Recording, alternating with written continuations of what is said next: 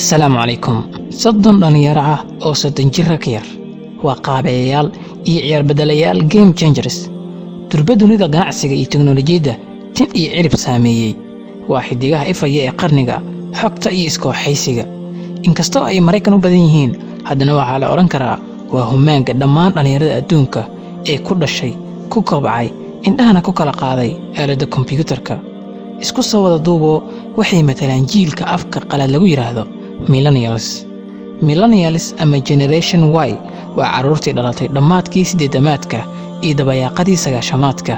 markaan tixanaan akhriyay ayaan idin soo xasuustay. waxaan xasuustay in aydan ka maskax liidan kuwan aan isku daray aynan ka maskax liidan kana curin yarayn dhalinta faceen ah. deeto waxaan ku mashquulay hadda maxaa siya duruucda sheekadan waa jawaabta su'aasha, balse intaynan faalag kala gelin aan iskiin baro 3 qura oo kamid ah 20 jiradan si falaqaynteenu idinkugu sii socoto. Evan Spiegel waa 29 jir, waana aasaasaha Snapchat application.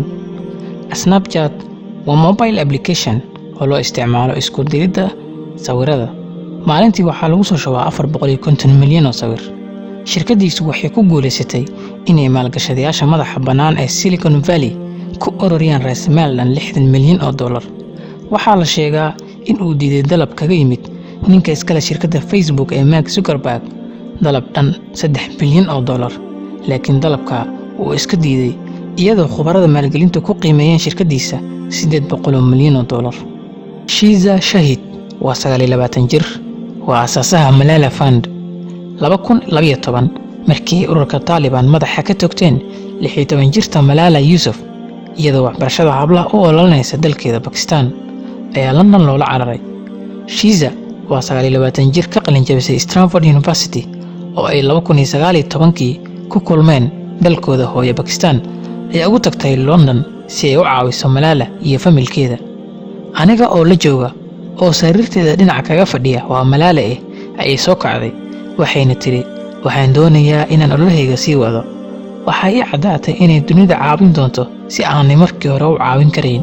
waxaa sidaa tiri Shiza iyadoo ka faaloonaysa sida ay shirkaddan lacag ururinta u hindistay. waxayna ku dartay wixii ka dambeeyay ilbiriqsiga wuxuu baan ku fakarayay sidaan saamaynta Malala lacag uga dhigi lahaa.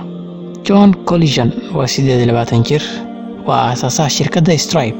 waa shirkad samaysa software-da ganacsiga ka oo sahlaya in website-yada lacagta, credit card-ka iyo banking systemska lagu bixin karo si fudud. shirkadiisa 2.1 bilyan ay faa'iido sanadkan, waxaana lagu qiimeeyaa 20 milyan qiimaha shirkaddan. haddaba maxaasiya meeyay Collision-keena, meeyay Sparkle-keeni?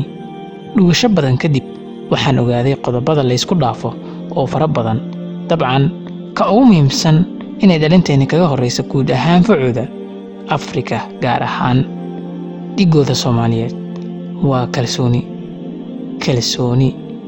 waa kalsoonida. kalsoonidu waa 2 nooc: mid qofka lagu abaabiyo oo lagu koriyo kadibna sii ilaashada noloshiisa inta ka dhiman, iyo mid kale oo qofku samaysto isagu markuu weynaado. tan dambe helitaankeedu aad iyo aad bay u adag tahay, cidii samaysatana waa yar tahay. dabcan kalsoonidu waa aabbaha iyo hooyada inaad wax ku dhici karto adigoon baqayn. ku dhacuna dabcan waa barbilowga guul kasta, waayo markaad ku dhacda bilowga ayaad guulaysataa ama fashilantaa. sidaasay isugu xiran yihiin kalsooni, ku dhac, guusha iyo fashilada. dhalintan aan ka sheekaynay kalsoonida waa lagu soo abaabiyey, ilaa haddana way ku dhex korayaan. aragtideeda inta badan cunuga yar ee reer Mareykan, waalidkii iyo bulshadu waxay ku qabaan kalsooni aad u fara badan oo xad dhaaf la oran karo, waxayna ugu muujiyaan ficil. bal u fiirso sheekadan aan ka soo akhriyay mid ka mid ah culimada islaamka ugu waaweyn. aabbaha Mareykan ma dilo ilmihiisa markii ay qalad galaan. intuu hoos u soo foorarsado jilbahana dhulka dhigta ayuu la sheekaystaa cunugiisa, weydiiyana muxuu u sameeyey wuxuu sameeyey. waa sababtaa in aad Central Park ku aragto qof weyn oo ilmo yar 30 daqiiqo la sheekaysanaya oo wax iska caadi ah. anaa 10 jeer arkay oo markii horena la yaabi jiray intaanu aabba ka mid ah kuwaas ii sheegin. qaladka cunuga yari waa fursaddii aan ku sixilaa isaga. aabbahaasi wuxuu ku kalsoon yahay inuu wax kasta fahmi karo ilmahani. Tusaale kale, shirkadaha duulimaadyada ee badi reer galbeedka markay adeega dalxiiska qoyska iibinayaan, cidda qura ee dadaalkooda iyo awoodooda suuqeyneed ku tolaan waa carruurta qoyska, sababtoo ah waxay og yihiin in go'aanada noocaasa badiba cidda goysa ay tahay carruurta reerka. haddaanan goyna ugu yaraan lagala tashto. hooyo xagaagan aadnaa waa kelmad iska caadiya galbeedka, waa tusaale kale oo nool oo marag u ah kalsoonida lagu abaabinayo laguna qabo go'aan qaadashadooda. bulshada guud lafteedu kalsooni buuxda ay carruurta siiyaan. tusaalena waxaa kugu filan habka weydiimaha macalinka ee iskuulka oo u dhisan maxaad u malaynaysaa, oo ay ka dambayso filasho dhab ah in uu fikir cusub keeni karo. dhinaca ganacsiga, maalgeliyayaasha ugu caansan dunida maanta ee loo yaqaano venture capitalists wax kale kumay caan noqon ee waxaa caalamka baray go'aanada ku salaysan kalsoonida xad-dhaafka ah oo ay malaayiinta dollar ku siiyeen ama weli ku siinayaan dhallinyarada ka midka yihiin Mark Zuckerberg ee Facebook, Travis-ka iska leh Uber, Elizabeth-ka iska leh Theranos, iyo xidigta reer Afrika Clarice oo ayaan la shirkadda Hehe Ltd. kalsoonida iyo ixtiraamka ficilka lagu muujiyay ee loo haya dhalintan maskaxdooda, fikradooda iyo awoodooda ayaa micnaha iyo farqigaba sameynaya. haddaba daawade, wax walba oo aad samayn lahayd waxaa kaa xiga waa in adiguba aad isku kalsoonaataa.